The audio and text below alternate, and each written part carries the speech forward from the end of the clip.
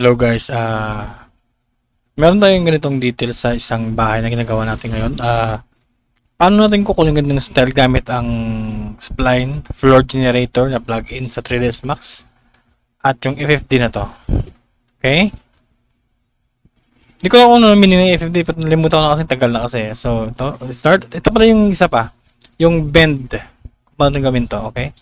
So, mag-start dito muna sa isang bricks na detail ng bahay. So, ang gagawin natin is, gagawa tayo ng rectangle.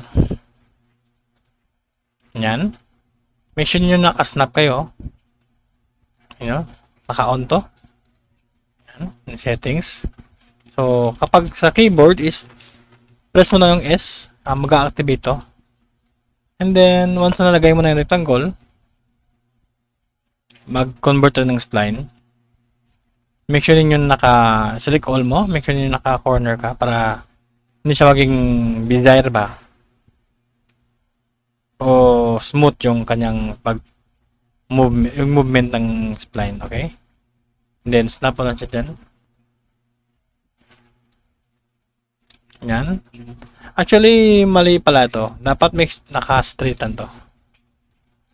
Ito, kanya din. So, once na nalagay mo na siya, mag-add ako dito ng floor generator na settings. Ganyan. So, ito yung settings ko. Standard lang. Wala akong ginalaw. Ito lang gagawin ko. Yung height lang. Kasi, ganyan lang. May lumalabas na mga groove.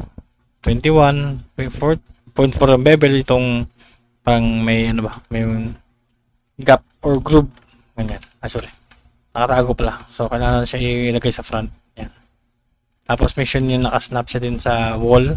So, para mas mabilis, click yung dalawang to, tapos i-isolate ko. Tapos, snap ko siya dito.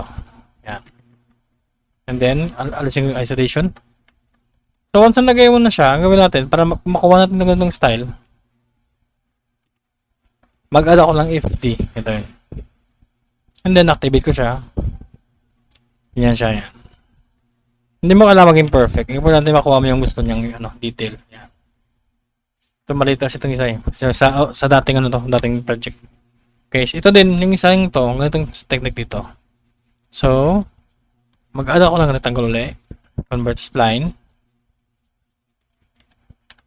Tapos ilagay ko sa harap muna, top view. Sa likod kasi, yan.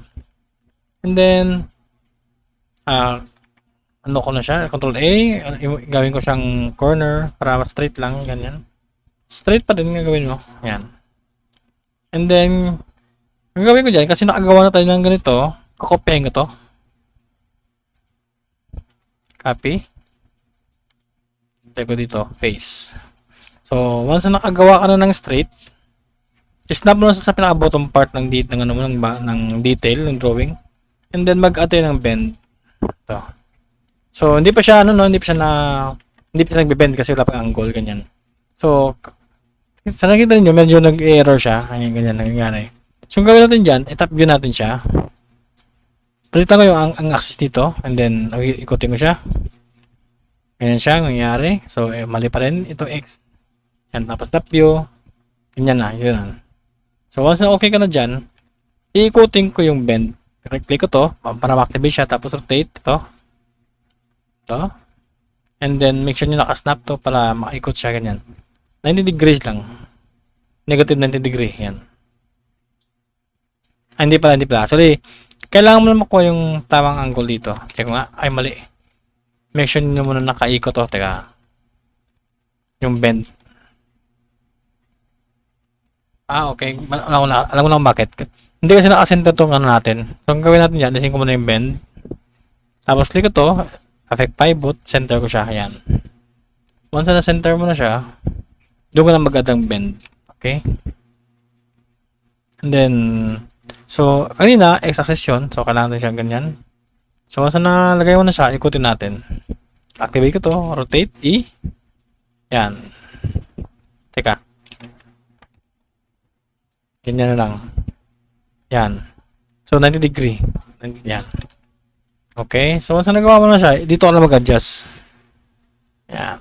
So, di ba hindi pa siya hanggang sa dulo. So, ang gawin natin dyan, balik ako dito sa spline, and then, activate ko to, ito. Yan. So, activate ko yung spline. Ito, yung vertex niya. Move ko siya. Ganyan. Tapos, spacebar ko para mag-lock yung model. Tapos, i-activate ko yung snap. And then, ganyan. Yan. Ganoon sa kabila. Spacebar. Click ko to. Make sure ninyo naka-activate yung x-axis. Yan.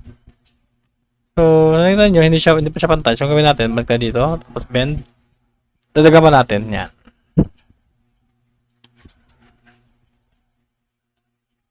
Yan. Yan. So, mas okay yan dyan. Balik tayo dito. Activate ko yung vertex. Click ko to. Activate ko yung X. Click ko yung X.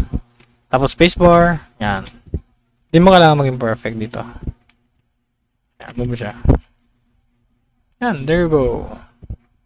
Meron ka lang naka-arc na bricks and then click ko lang, isolate, snap ko lang siya dyan.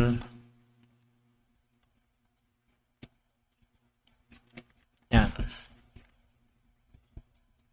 So hopefully meron kayong tutunan dito sa ginawa nating how to 3ds Max sa paggawa ng bricks na curve, tsaka yung gamit yung FFD na na modifier at flow generator na plugin. Okay? Yun lang, at kung meron pa kayong may gustong matutunan, pwede kayo mag-comment sa baba at tayo natin gawin. Okay, salamat sa panood, paalam!